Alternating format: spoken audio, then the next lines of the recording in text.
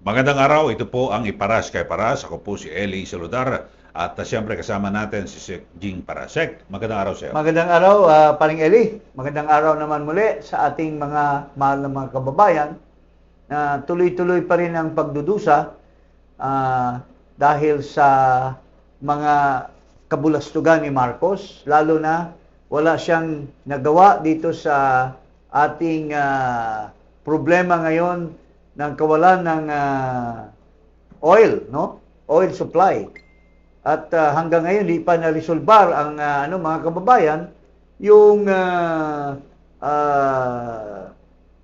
conflict sa Strait of Hormuz. Na siyang walang nakakalusot na supply ng oil dahil may barikada ang Amerika sa lahat ng mga barko na dumadaan doon. So, ito po, sobrang mataas ang mga presyo ng bilihin ngayon. At hirap na hirap ang mga hindi lamang ang middle class, hindi lamang ang mga mahihirap, yung nasa laylayan, kundi pati yung mga middle class apektado na rin. So, yun po mga kababayan. At mayroong issue dito, itong tinatawag na entrapment, no? Entrapment at nahuli itong allegedly itong si Franco Mabanta. Itong Franco Mabanta ay na pag-alaman natin na ito pala siya ang namumuno dito sa isang ano bang tawag niyan, Paring Eli? Media entity. Media entity. Ang tawag ay PGMN. Peanut Gallery. Peanut Gallery Media Network. Media Network. So it's a media network. Parang bilyonaryo or parang Rappler. So itong si Franco Mabanta ay base sa balita ngayon ay hinuli ng NBI dahil mayroong banta na iba-blackmail niya ang ating dating speaker, si Martin Romualdez, at binantaan niya na pagka hindi magbigay ng pera, di umano, ay ipapabulatlat niya ang mga video wherein Martin Romualdez was supposedly involved in the flood control corruption, di ba?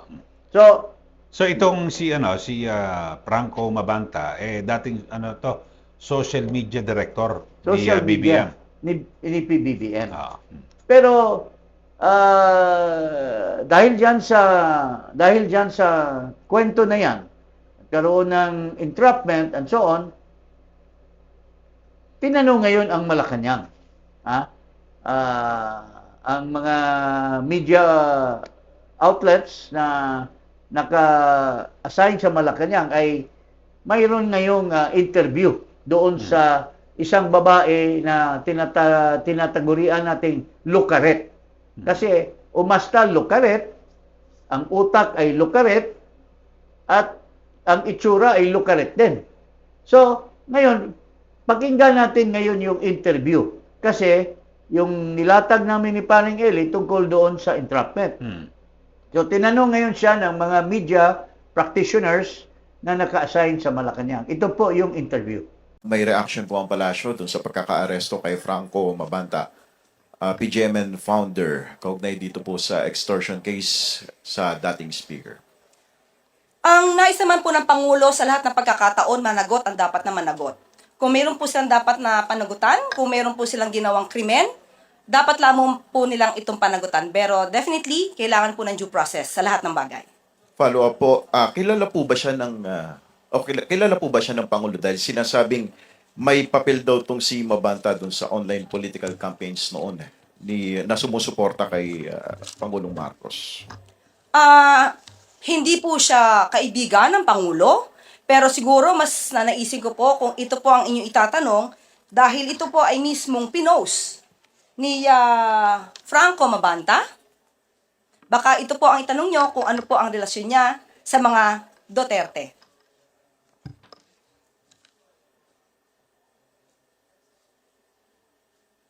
Nandiyan pa nga po si Harry Roque.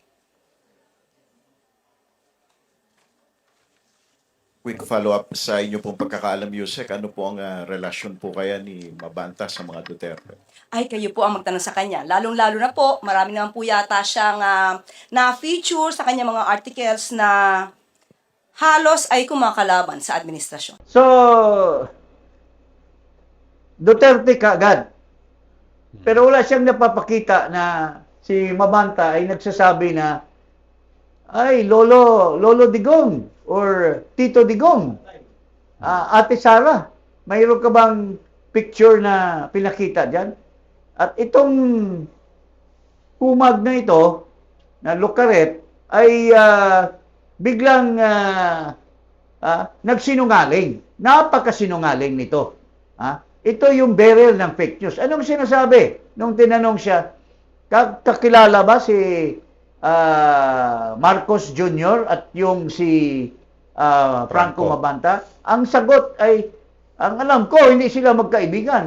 Hindi sila magkaibigan, hindi sila magkakilala. No. So, pero patunayan natin na napakasinungaling itong Lucaret na babae dyan sa Malacanang. Ito, pakita natin ang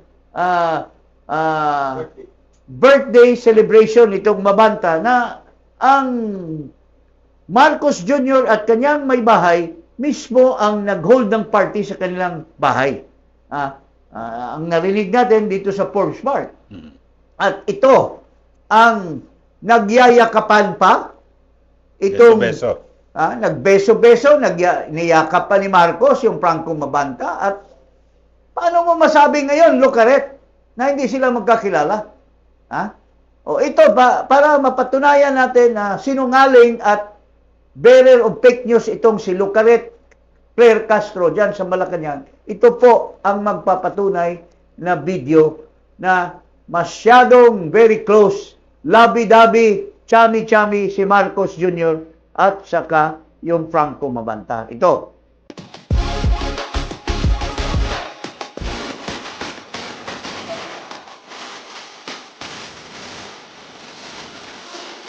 Surprise.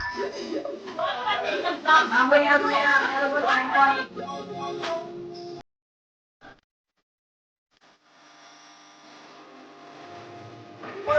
want to say I've never had a surprise birthday in my life. From here on in, I will never trust any of you. Any of you. I love you so much. Thank you. So, hello. Hoy, Lucaret. Hindi ba kasinungalingan yung pinagsasabi mo? Hindi ka ba mahiya na harap-harapan sa mga media, sinisinungaling mo na walang ugnayan si Marcos Jr. dyan sa Franco Mabanta? Hindi ba nakakahiya? Mahal na mahal ni Marcos yung Franco Mabanta, tapos extortionist, allegedly extortionist. Haring Eli? So, kasi ngayon ang mali at siguro natin hindi patas agad idinikit sa mga Duterte. Yan, Sana nag-research muna sino ba itong si Franco Mabanta. Oo. Para patas kasi bilang isang tagapagsalita ng Malacanang dapat titignan pero talaga may tinutumbok ka agad sa kalaban. Alam mo kasi ang utak niya, paano lang every time paano sisirain ang mga Duterte? Paano sirain? So, naghahanda na siya para may paninira sa mga Duterte. Even if it's just a mere picture, ididikit niya kay Duterte, ididikit niya kay Sara Duterte, at gagawa na niya ng meaning. But, parang ano lang yan, partner I started a joke, and the joke is on me. Kasi, sasabihin mo, Duterte, pero turns out pala, yung kay Bangag pala, ang magkalapit yung Franco Mabanta. It turns out like that. So, naprubahan ngayon na talagang this woman by the name of Claire Castro, is just wasting people's money. She is earning money from the taxpayers, pero her main job is just to attack, malign, and put in ridicule the Duterte family. Yun po. At is that justifying the money that you are receiving? Di ka ba mahiya, Lucaret, na kumukuha ka ng pera sa taong bayan para lang hindi mo ma-perform ang dapat na trabaho mo, kundi ang trabaho mo ay paninira lamang sa mga Duterte. Yun lang. Kasi wala pa akong nakita na interview nito, paring Eli. Kung di, wala siyang mini-mention at always maligning the Dutertes. Yun po, mga kababayan. So, kayo na maghusga dito sa bruha na ito na Lucaret na babae dyan sa Malacanang. Meron pa meron pang ebidensya. Ito pa. Dagdag ebidensya. Para sa kaalaman mo, hindi ka nag-research sa Lucaret. Ito pa, Pakita natin. Ayan, Anong sabi nitong mabanta? I've always loved taking credit for a job well done. Something I've never seen or heard you do in spite of how frequently. So, kitang-kita. Hindi ba magkakilala yan, Lucaret? Hindi magkaibigan? With all the smiles ng mag-asawa sa kanya? Pero dito, talagang pag nakapunta ka sa bahay, siyempre, ibig sabihin, personal kang kakilala. Personal relationship. So, hindi mo pwedeng i-deny na hindi magkaibigan. And yet, you have lied to the Filipino people. You are earning money from the taxpayers' money, but you have lied to the Filipino people, the one that who is your real boss, because they are the ones paying for your salary. Pero ako matagal ako nag-cover sa Malacanang. Pero kung matinong spokesperson, itanong ng media na ganyan, ang isasagot sa isang matinong spokesperson, sagot niya, hindi, hintayin muna natin yung kompletong report ng NBI. Yung detalye, kung ano ba talaga nangyari. Hindi agad maghuhusga, idinikit mo kagad sa isang tao, di ba? Parang gano'n. Parang parrot One track mind Nag-print na kagad, yung mga may picture. Picture na kagad. Kasi pero sabi niya, na-research sila yan, nag-research sila, nakita rin siguro ibang picture, pero hindi... In-ignore. Oo. At ang highlight lang niya, is the relationship with Mabanta with Duterte. Pero sa mga nakakaalam, may mga nakakausap ako, there was a party of vloggers where since President Duterte was still the president at the time, tapos may mga vloggers, nandyan sila Mocha, nandyan sila andun rin si Trixie, di ba, sa video? Yung Trixie Angeles, yung kung sino-sino, ay RJ Nieto. talagang magpapapicture talaga kay Duterte kasi presidente si Duterte, no? But Duterte does not know the guy. Pero dito, in contrast, talagang purposely, talagang inevade ni Claire Castro yung comparison between Duterte and Mabanta on the one hand, and Marcos and Mabanta on the other hand. So kung titingnan mo, kung neutral ka at hindi ka at nahiya ka na you are paid by the Filipino people, you should have been honest by saying, ito picture lang. Wala akong proof na ang tawag ni Mabanta ay Lolo Duterte o Lolo or Tito Duterte. Pero dito, in contrast, talagang chami-chami sila ni Marcos. At Tito Bongbong pa, at Tita Lisa ang tawag. So, that just goes to show that itong babae na ito, dapat mag-resign na ito Dahil sayang yung pera na binabayad ng taong bayan sa kanyang salary. Na isa lang naman ang purpose niya para maninira lamang sa mga Duterte, mga kababayan. Ha? What is your rejoinder dyan, paring Eli? Pero nabanggit din yan sa isingit ko na rin yung privilege speech ni Congressman Leandro Lebiste. Legarda Lebiste. At kanyang sabi yung magpaliwanag din mismo yung spokesperson si Undersecretary Claire Castro dito sa sa mga aligasyon niya laban kay Executive Secretary Ralph Recto at na bakit hanggang ngayon din hindi pa sila sumasalang sa Commission on Appointments. Yeah, and there are about 5 or 6 Cabinet.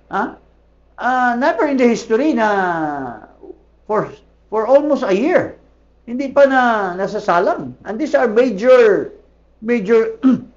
cabinet Position. positions. Can you imagine ano yan?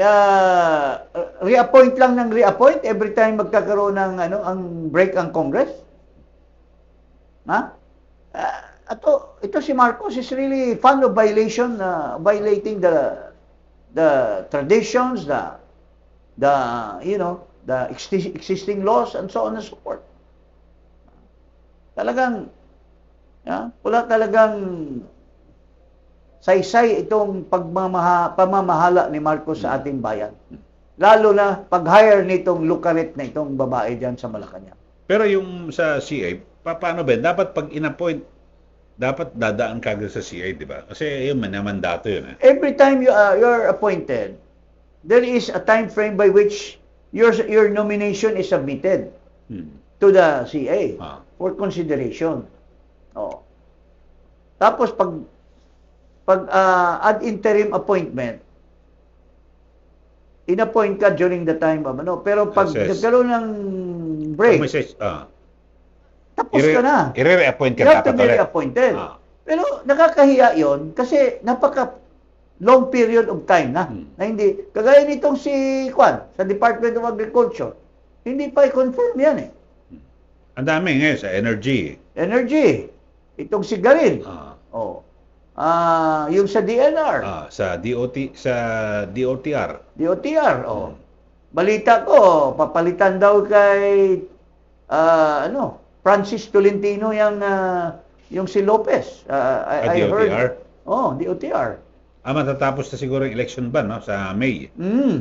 So, yun ang nakikita kong yung mga arrangement dyan. So, yun po mga kababayan. This is a very extraordinary incompetence of a president. Itong pati nga simple thing lang na ipapresenta mo sa commission and appointment yung mga mo so that you can really be called full-fledged cabinet secretary. Hindi mo magawa-gawa. So, what is it? A simple thing like that. How much more itong mga difficult things to manage by a leader of a country na to